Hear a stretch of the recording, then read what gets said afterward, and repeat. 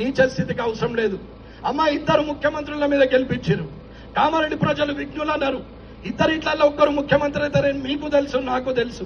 అయినా నన్ను ఓటేసి గెలిపించారు. నేను గెలిచిన నుంచి గెలవక ముందు అదే కారులో ఒక్కొన్నే వచ్చిన, ఇయ్యాల కూడా నేను ఒక్కొన్నే వచ్చిన. 20 మందిని వేసుకొని 20 బండ్లు వేసుకొని వస్తేనే లీడర్ అని మీరు అనుకుంటే ఆ లీడర్షిప్ నాకు అవసరం లేదు. పొద్దున్న లేవగానే దరిద్ర ముఖాలు కనిపించేటట్టు ఫ్లెక్సీలు రోడ్ల పొంటంతా వేసుకుంటేనే లీడర్ అంటే ఆ లీడర్ నాకు అవసరం లేదు. భార్య ముఖం భర్త, భర్త ముఖం భార్య చూస్తే శుభం. పిల్లలు తల్లిదండ్రుల ముఖం చూస్తే శుభం. కుటుంబం అంతా దేవుని దగ్గరికి పోతే శుభం. కానీ దొంగన కొడుకుల ముఖం లీడర్లకు చూస్తే ఏమొస్తుంది నాకు అర్థం కాదు. పొద్దున్న ఒకడు ఈ మూలకు మొక్కుకుంటుంటాడు, ఒకడు చెయ్యూపుతాడు, ఒకడు నడుచుకుంటుంటాడు. సంక్రాంతి పండుగ శుభాకాంక్ష ఆడు ఎత్తనే మనం చేగోలు చేస్తాం, లేకుంటే చేయనే చేయం. ఆడు వినాయక చవితి శుభాకాంక్షలు భాష మాడండి పెట్టినట్టు ఏముంది.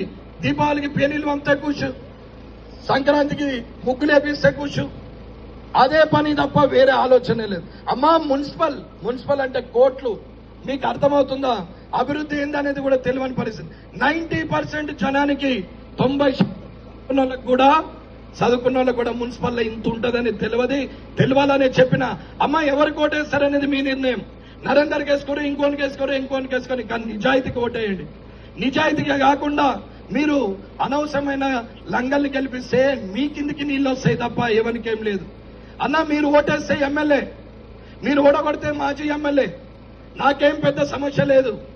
నేను ఓడిపోయినా, నేను గెలిచినా, నేను పర్మనెంట్.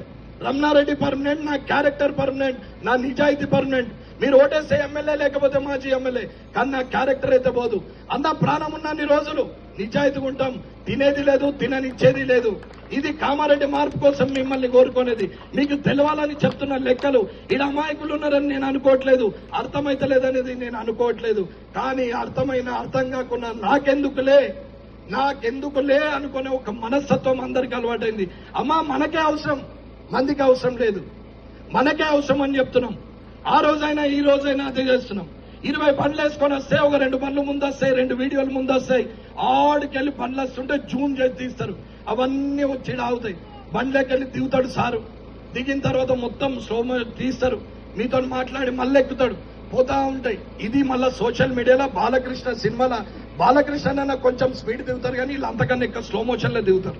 దానికో పాట దడు అన్నొచ్చిండు అన్న దేనికి వచ్చిండు, ఏం బీగనికి వచ్చిండు అనేది తెలియాలి కదా.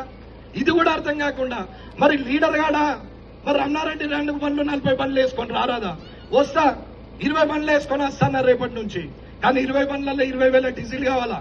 20 బండ్లలో 5 చొప్పున 10 మంది ఉంటారు, 20,000 టిఫిన్ కావాలా? మధ్యాహ్నం యాన్నో మంచి నాన్ వెజ్ అన్నా నోరు అంతా సప్పగా నిన్ననే తింటాడు, మళ్ళా సప్పగా అవుతుంది. వానికి మళ్ళా 30,000 పెట్టి మళ్ళీ నాన్ వెజ్ తినిపించాలా? రాత్రి అట్టికి పోయేటప్పుడు అన్న నోరెండికపోయిందే అని మళ్ళా అనగానే ఆయనకు ఒక పొడుగుది ఒకటి పొట్టిది పెట్టాలి 5గురికి, అంటే 1.5 బాటిల్. దాని వెంబడ స్నాక్స్ పెట్టాలి, చికెన్ 65. అది తిన్న తర్వాత ఎవరికల్లా 50,000. అన్న వచ్చేటప్పుడు 10 ఫ్లెక్సీలు, 10,000, 1,00,000 ఓన్ దగ్గర సంపాదించాలా? ఎవరి మీద సంపాదించాలా? మీ కావా పైసలు? మీ పైసలు కావా? మీ షాదీ ముబారక్, మీ కళ్యాణ్ లక్ష్మి, మీ సీఎంఆర్ఎఫ్, మీ డెత్ సర్టిఫికేట్, మీ బర్త్ సర్టిఫికేట్, మీ లేఅవుట్, మీ ఇంటి పర్మిషన్, మీ పెన్షన్, మీ రేషన్, ఇవి కావా పైసలు? ఇవిటి దగ్గర తీసుకోరా పైసలు? గట్టిగా సదావానికి మన తాత ముత్తాతలు ఏమని ఇచ్చిండ బండ్లల్లో తిరుగుమని. ఎక్కడి పైసలు? ఇంట్లో ఫ్యామిలీ 5గురు కాదు, ఉద్యోగస్తులు ఒక ఊరికి పోతే ఇంకో 4గురిని వేసుకొని షేరింగ్ చేసుకొని పోతారే. మరి దాంట్లో నా షేరింగ్ ఇలా కనపడదా? అది నా పైసా, ఇదేమో ప్రజల పైసా. ప్రజలలో నువ్వు లేవా? ఇది తెలియదా? ఇది ఆలోచించకపోతే ఎట్లా? కాబట్టి ఆలోచించుకొని నిర్ణయం తీసుకుంటారని కోరుకుంటూ ఈ అవకాశం ఇచ్చిన మీ అందరికీ ధన్యవాదాలు తెలియజేస్తూ ముగిస్తున్నాను.